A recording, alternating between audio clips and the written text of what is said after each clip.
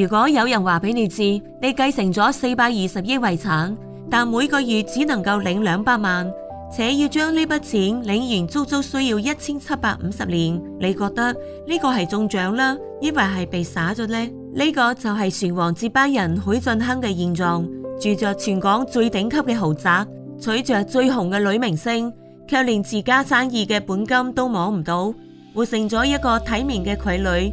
但喺香港豪門繼承人嘅圈子裏邊，冇錢使仲唔係最慘嘅。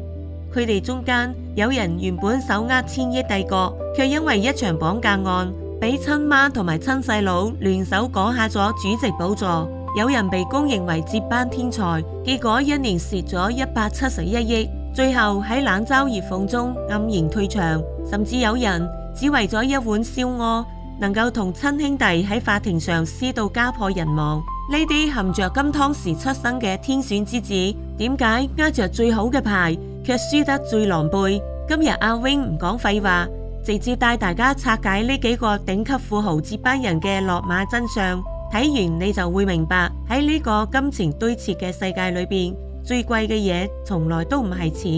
一，郭炳湘被張子強綁架後，親媽同埋親細佬聯手將佢踢下王座。郭炳湘，香港豪門最經典嘅長子出局，而一場綁架案係佢命運轉折嘅第一道裂痕。佢唔係一開始就輸，作為郭氏三兄弟嘅長子，從小就被當作新鴻基嘅唯一繼承人培養。畢業於英國倫敦大學，接手公司後，精準佈局地產項目，將新鴻基嘅商業版圖越做越大，妥妥嘅天之驕子。當時所有人都覺得郭炳湘會穩穩守住父親打下嘅江山，甚至再創輝煌。但係有邊個能夠諗到1997年香港回歸嗰年，一場突如其來嘅綁架案徹底撕碎咗佢嘅人生。綁架佢嘅唔係別人，正係當年轟動香港嘅悍匪張子強。贖金數額外界眾說紛紜，有傳言高達數億港元，但可以肯定嘅係，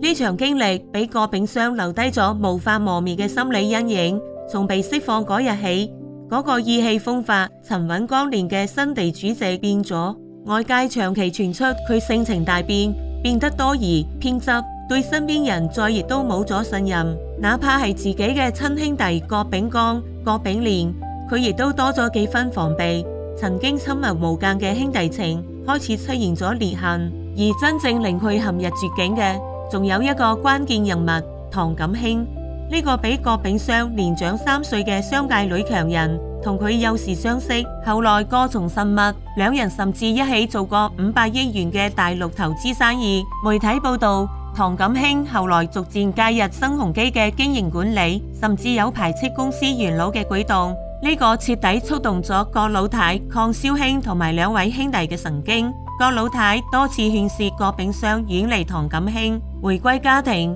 但係郭炳湘始終不為所動，甚至企圖將唐錦興納入上市公司管理層。呢個無疑係要打破家族嘅權力平衡。雪上加霜嘅係，郭炳湘康復後提出要大力加強大陸投資嘅策略，但係呢個建議並沒有得到集團內部同埋兩位兄弟嘅支持。佢甚至提出分道揚鑣嘅想法，徹底激發咗家族矛盾。2008年，新鴻基突然發佈公告，宣布郭炳湘因個人理由休假。冇過幾耐，佢就被正式免去主席兼行政總裁職位，由母親鄺蕭兄親自接任主席。阿 Wing 覺得嗰場綁架案只係導火索，佢撕開咗郭炳湘心理嘅防線，亦都俾咗家族內鬥可乘之機。紅顏知己嘅介入，兄弟間嘅利益博弈，母親嘅失望同埋決絕，最終將呢位曾經嘅繼承人徹底推下咗權力嘅舞台。好好嘅一手牌，終究仲係因為一場意外同埋人心嘅隔閡打爛咗。諗下都幾唏噓噶。而鄭志剛靠 K11 封神嘅富三代，最終仲係輸俾咗時代手裏邊。鄭志剛冇綁架案嘅陰影，卻被市場、債務同埋時代狠狠拍在咗沙灘上。從天選富三代到新世界退場，堪稱香港豪門接班失敗嘅現代樣本。順風時，鄭志剛係最會講新故事嘅富三代，係鄭家大三代裏邊最有辨識度嘅人。身上貼滿咗年輕化、國際視野、藝術商業嘅標籤，而呢一切都離唔開佢一手打造嘅 K11，嗰個將藝術同埋商業完美結合嘅商場。當年一開業就火遍香港，年輕人都以去 K11 打卡為榮，藝術家們亦都願意喺呢度展示作品。K11 一度成為香港嘅文化地標。接手新世界發展後，鄭志剛大刀闊斧改革，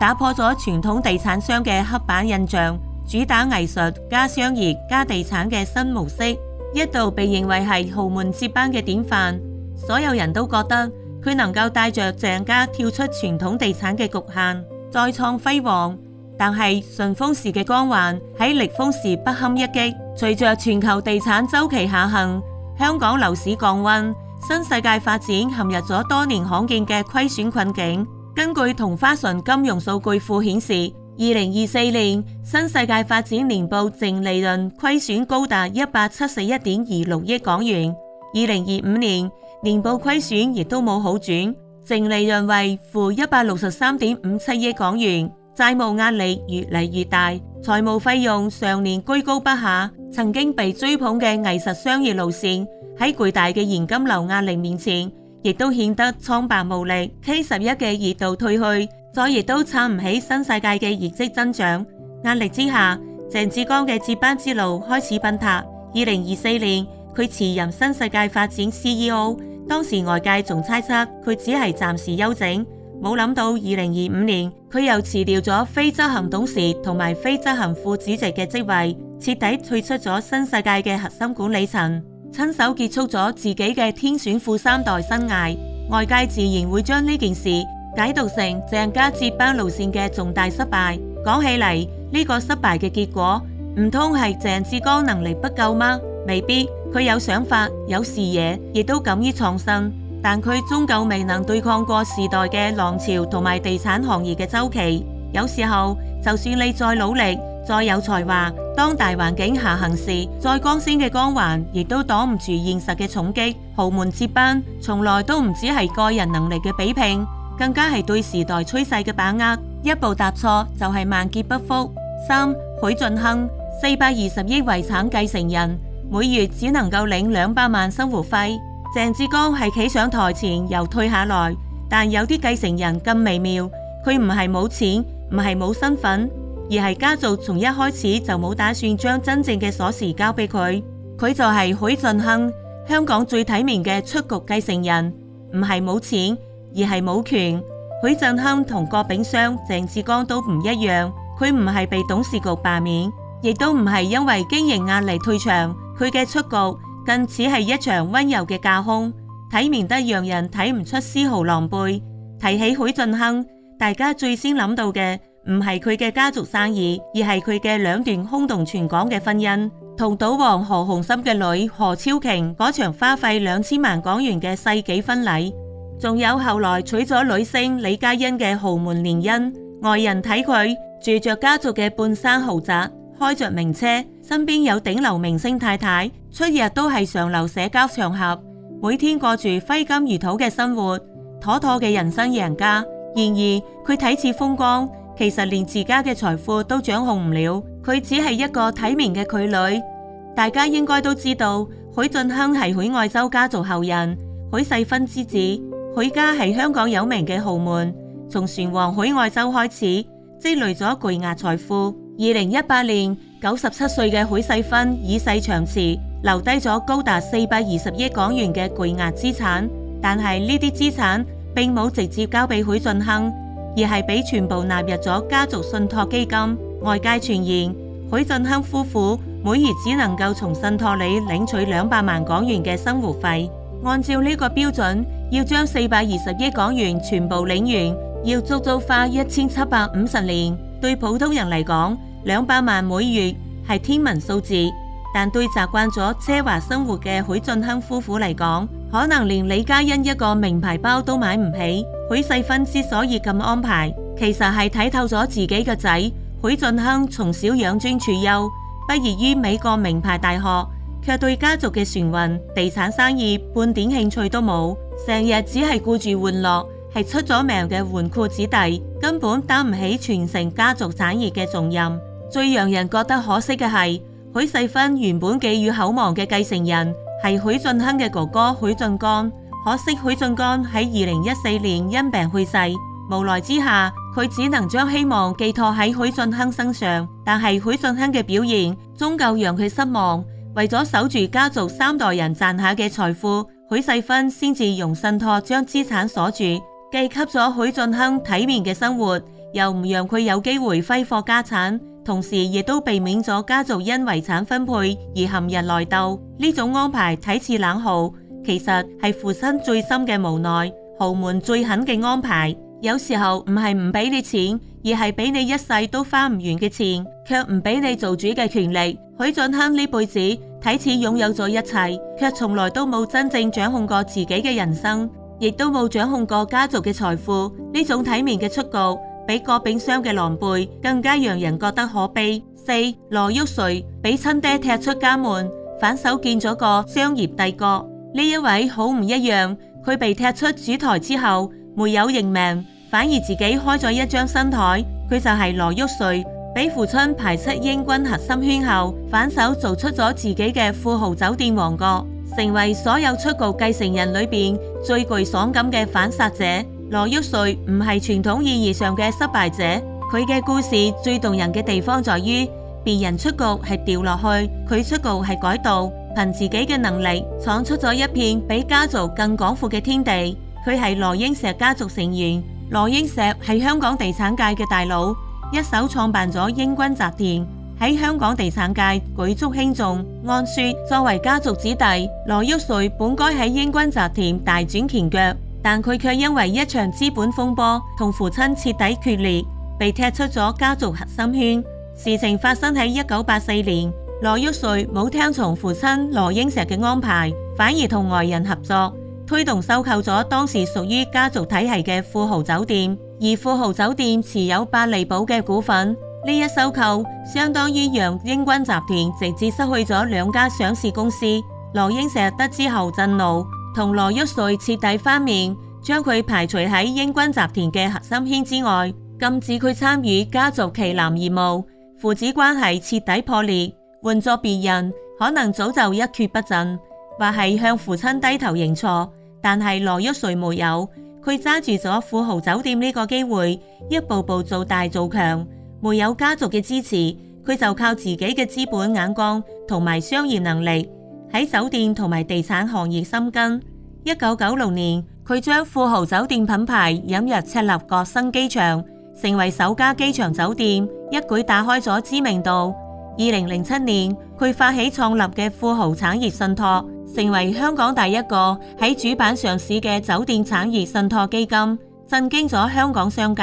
後來佢仲開拓咗飛機租賃業務，成為香港上市公司投資飛機租賃業務嘅先驅。到最後，羅旭瑞唔單止從父親手上賣翻咗富豪酒店百利堡嘅股份，仲建立咗屬於自己嘅商業版圖世紀城市集團，涵蓋地產投資、建築業務、酒店管理、飛機租賃等多個領域，比喺英軍集團時更加風光，更有話語權。佢用自己嘅實力證明，就算冇家族嘅光環，就算被父親拋棄，佢亦都能夠成為自己嘅王。總之，真的好佩服羅旭瑞，喺所有出局嘅繼承人裏邊，佢係最清醒、最有魄力嘅一個。豪門嘅光環固然重要，但自身嘅能力才是最硬嘅底氣。被出局唔可怕，可怕嘅係認命。羅旭瑞用自己嘅故事話俾我哋知，就算被踢下主台，亦都能憑自己嘅能力重新開一台屬於自己嘅牌局。5. 金建成一碗燒鵝，讓親兄弟鬧上法庭，反目成仇。大家可能唔相信，有時候一碗燒鵝亦都能讓兄弟打到翻面。呢個就係翁記長子金建成嘅故事。一碗燒鵝背後藏住最真實、最接地氣嘅豪門內鬥。同郭炳湘、羅旭瑞所在嘅地產豪門唔同，金建成所在嘅金家靠嘅係一家老字號餐廳翁記酒家。但唔好睇小呢間餐廳，佢喺香港係響當當嘅金字招牌，以燒鵝聞名。中環威靈頓街嘅翁記大廈市值就超過10億港元，再加上柴灣嘅自製貨倉、食品生產中心，仲有8.8億港元嘅現金，雍記控股嘅資產相當豐厚，話係隱形富豪亦都不為過。金建成係雍記嘅長子，按說長子掌權係豪門傳承嘅慣例，但佢卻始終被二弟金坤禮一方壓制，睇住二弟獨攬雍記嘅大權，將餐廳嘅生意當成自己嘅私有財產，根本唔把自己呢個哥哥放在眼裏。金建成心裏嘅不滿日積月累，最終爆發。2010年3月底，忍無可忍嘅金建成向香港高等法院起訴，要求二弟金坤禮收購佢持有嘅45%股權，如果唔收購，就申請將雍記控股清盤。但係冇諗到，就喺案件等待裁決嘅時候，2012年10月初，金建成突然離世，終年66歲。呢場兄弟之爭仲未來得及有結果，就失去咗發起者。但金建成嘅妻子梁瑞群沒有放棄，佢接過咗丈夫嘅接力棒，繼續推進訴訟。呢場官司一打就係5年，從高等法院打到終審法院，雙方互不相讓。昔日嘅兄弟情深徹底變成咗仇人相見，連一絲情面都不留。媒體全程跟蹤報道，每一次庭審都能引發熱議。大家冇諗到，一間小小嘅燒鵝店竟然能夠讓兄弟反目，鬧到如此地步。2015年11月11號，香港終審法院最終頒下清盤令，結束咗呢場長達5年嘅家族內鬥，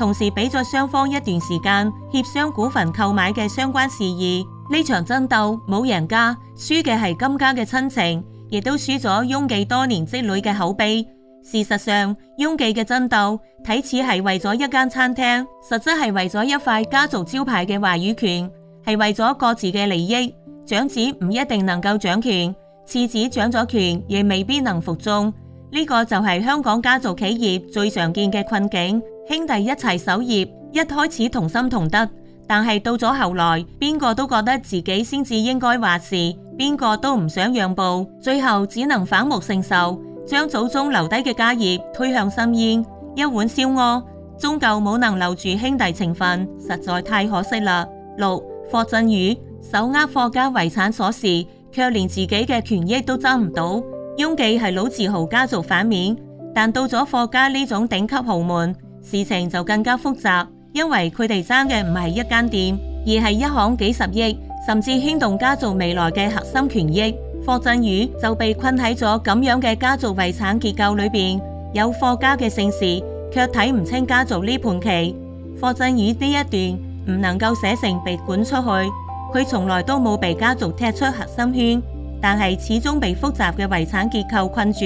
身不由己。霍英東係香港頂級豪門嘅掌舵人，一生傳奇，去世後留低約300億港元嘅遺產。為咗避免家族內鬥，佢留下咗睇似完美嘅遺囑，遺產20年內不可分配，指定長房2兒子霍震寰、3兒子霍震宇，仲有自己嘅妹妹霍慕芹、妹夫蔡元林擔任遺產執行人，甚至仲規定2房、3房嘅仔女不能從商。但係就算咁樣，亦都冇能避免子孫反目。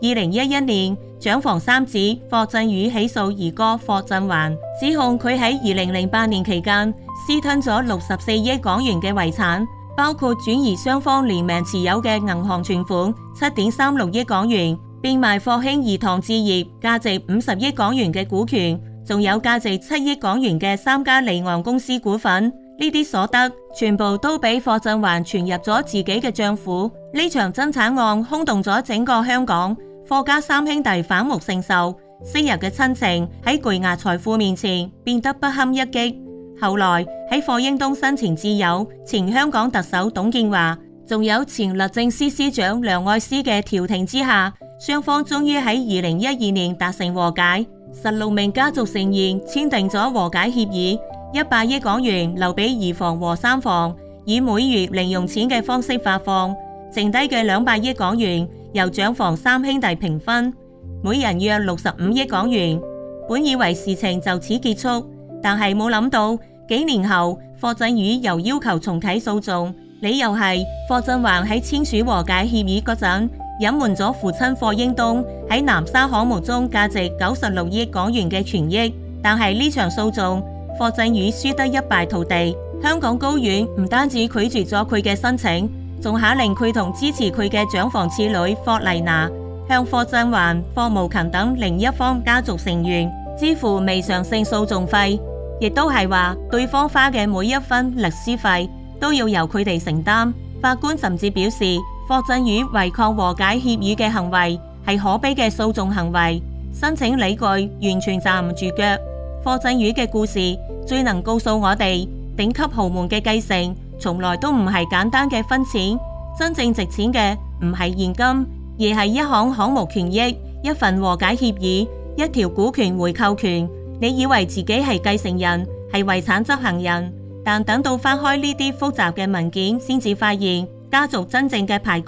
早就喺你睇唔見嘅地方設好啦。你睇似在參與博弈，其實只係別人棋盤上嘅一粒棋子。阿 Wing 講呢啲出生喺豪門就係贏家嗎？呢啲出生喺羅馬嘅豪門接班人們，因為一場意外、一次內鬥、一個錯誤嘅決策，從雲端跌落。有啲睇似風光無限，卻始終被家族嘅規則束縛，沒有真正嘅話語權。有啲被命運拋棄，卻憑住自己嘅能力重新闖出一片天地。有啲為咗利益不惜同至親反目，最終落得兩敗俱傷。其實豪門繼承從來都唔係一場簡單嘅權力交接，而係一場利益嘅博弈、人心嘅較量，而係對時代趨勢嘅把握。嗰啲睇似光鮮嘅繼承人，背後藏住多少無奈、多少掙扎、多少身不由己，只有佢哋自己知道。唔知道大家對於今日嘅話題有咩睇法呢？歡迎喺評論區留言，